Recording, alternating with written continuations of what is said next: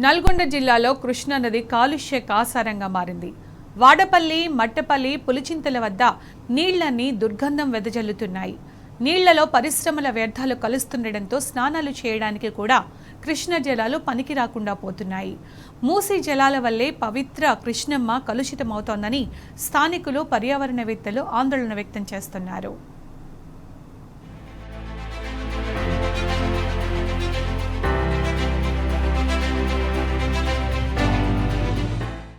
సకల చరాచర జీవులకు ఆలంబనగా నిలుస్తూ లక్షల ఎకరాలకు సాగునీరు, కోట్లాది మంది దాహార్తిని తీరుస్తున్న ఘనత కృష్ణమ్మ సొంతం. బిరబిరా పరుగులు తీస్తూ తెలంగాణకు వరప్రదాయినిగా మారిన కృష్ణానది ఇప్పుడు కలుషితం కావడం ప్రతి ఒక్కరిని కలవరపరుస్తోంది. ముఖ్యంగా నల్గొండ జిల్లా దామరచెర్ల మండలం వాడపల్లి దగ్గర కృష్ణాలో మూసీ నది కలుస్తున్నది. అక్కడే నదీ ప్రవాహమంతా కాలకూట విషంగా మారుతోంది. మూసీలోని విషపు నీరంతా కృష్ణాలో కలుస్తుండటంతో దిగువన ఉన్న మట్టపల్లి, పులిచింతల, టెయిల్ పాండ్, చిట్యాల, అడవిదేవులపల్లి వద్ద కూడా జలాలన్నీ పచ్చగా మారుతున్నాయి. కెమికల్స్ కలిసిన దుర్వాసన వస్తోంది. కృష్ణా నీరు కలుషితం కావడంతో ఆ జలాలు తాగడానికి, స్నానాలు చేయడానికి కూడా పనికి రావడం లేదు. దీంతో స్థానికులు, మత్స్యకారులు ఆందోళన వ్యక్తం చేస్తున్నారు. మాది మట్టపల్లికి 1 కిలోమీటర్ దూరంలో ఉంటాం. మేము ప్రతిరోజు మేము గుడికి వెళ్తూ ఉంటాం. ఆ గుడి దగ్గర కనీసం కాళ్ళు చేతులు కడుక్కొని గుళ్ళోకి వెళ్దామంటే ఆ నీళ్లు వాడుకునే పరిస్థితులు లేదు. ఈరోజు మొత్తం గ్రీను, బ్లూ కలర్లో వచ్చేసినాయి. కాబట్టి అయ్యే నీళ్ళని మళ్ళీ ఫిల్టర్ చేసి ఎన్సిఎల్ ఫ్యాక్టరీ వాళ్ళు డ్రింకింగ్ వాటర్కి ఇస్తున్నారు. ఈ పొల్యూషన్ అయిన నీటిని అమ్మటే సరి అయిన పద్ధతిలో దాన్ని టెస్ట్ చేసి చేసిన వాళ్ళని శిక్షించాలని కోరుతున్నాను. వికారాబాద్ అడవుల్లో పుట్టి హైదరాబాద్ మీదుగా యాదాద్రి జిల్లాలోకి మూసీ నది ప్రవహిస్తోంది. అక్కడి నుంచి నల్గొండ జిల్లా వాడపల్లి వద్ద కృష్ణానదిలో కలుస్తుంది. ఈ మధ్యలోనే కాలుష్య కారక పరిశ్రమల వ్యర్థాలు, కెమికల్స్ ను మూసీలోకి కలిపేస్తున్నారు. ఆ కలుషితమైన నీరు, మూసీ ప్రవాహం నల్గొండ జిల్లా వాడపల్లి వద్ద కృష్ణాలో కలుస్తుండటంతో నదీ జలాలన్నీ కలుషితంగా మారుతున్నాయి. నదిలో నీరంతా పచ్చగా మారి దుర్వాసన, దుర్గంధం వస్తున్నాయి. సూర్యాపేట జిల్లాలోని ప్రముఖ పుణ్యక్షేత్రం మట్టపల్లి లక్ష్మీ నారసింహస్వామి ఆలయం వద్ద కూడా కృష్ణా నీళ్లు పచ్చగా మారిపోయి కలుషితమయ్యాయి. భక్తులు స్నానాలు ఆచరించాలన్నా వీలు కావడం లేదు.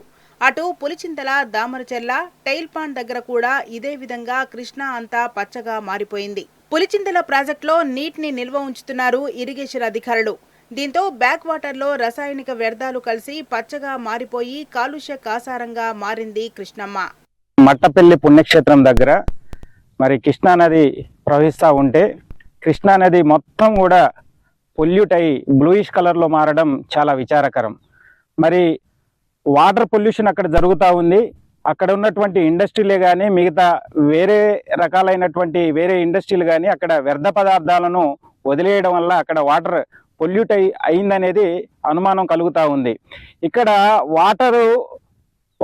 వాటర్ యొక్క నాణ్యతను మనం తెలుసుకోవాలంటే రంగు, రుచి, వాసన లేకుండా ఉంటేనే అది స్వచ్ఛమైన నీరుగా పరిగణించాలి.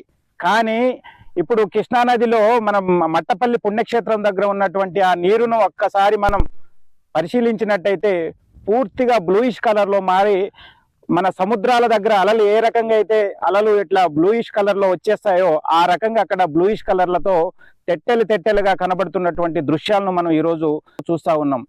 కృష్ణమ్మ జల కాలుష్యంపై పెద్ద ఎత్తున ఆందోళనలు వ్యక్తమవడంతో ఎట్టకేలకు ప్రభుత్వం రంగంలోకి దిగింది.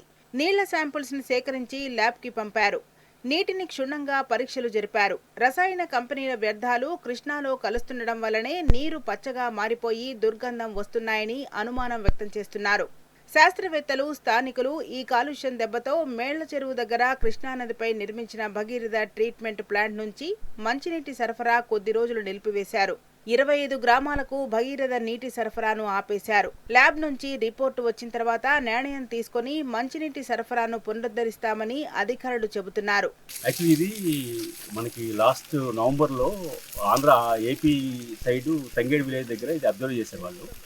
ఇది కెమికల్ ట్యాంకర్స్ వచ్చి కలిపారని చెప్పి అబ్జర్వ్ చేశారు. ఇమీడియట్గా వాళ్ళు ఏం చేశారంటే ఈ బ్లూ ప్యాచెస్ ఫామ్ అయిన తర్వాత వాళ్ళు ఏపీ పొల్యూషన్ కంట్రోల్ బోర్డు వాళ్ళు వచ్చి టెస్ట్ చేశారు. టెస్ట్ చేసి వాళ్ళు ఏం చేశారంటే వాళ్ళకి రికమెండేషన్స్ ఇచ్చారు. ఏమని, మన అవి కెమికల్ ట్యాంకర్స్ ఉంటాయి. సేమ్ టైం వాళ్ళు ఏం చేశారంటే వాళ్ళు గవర్నమెంట్ కూడా కలెక్టరేట్ వరకు పల్నాడు కలెక్టరేట్ వరకు రాశారు, ఇది నిఘా పెట్టమని చెప్పి ఏం చేసి ట్యాంకర్స్ వస్తున్నాయి చెప్పుకుంటూ. అలాగే దాచేపల్లి దగ్గర ఫార్మాస్యూటికల్ ఫ్యాక్టరీస్ ఉన్నాయి, వాళ్ళు అక్కడి నుంచి ఏమైనా వస్తున్నాయా లేదా అని అబ్జర్వ్ చేయమని చెప్పేసి వాళ్ళు కూడా సజెషన్స్ ఇచ్చారు.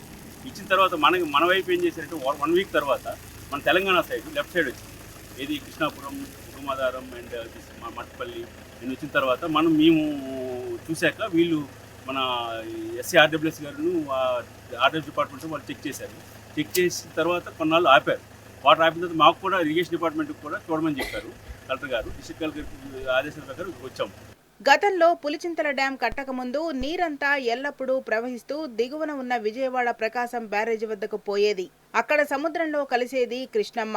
కానీ గత 5 ఏళ్లుగా పులిచింతల డ్యాంలో నీటిని స్టోరేజ్ చేస్తున్నారు. దీంతో బ్యాక్ వాటర్ భారీగా నిల్వ ఉంటున్నది. ఈ బ్యాక్ వాటర్లో ఈ వ్యర్థాలన్నీ కలిసి నీరు పచ్చగా రంగుమారి కనిపిస్తున్నాయని స్థానికులు చెబుతున్నారు.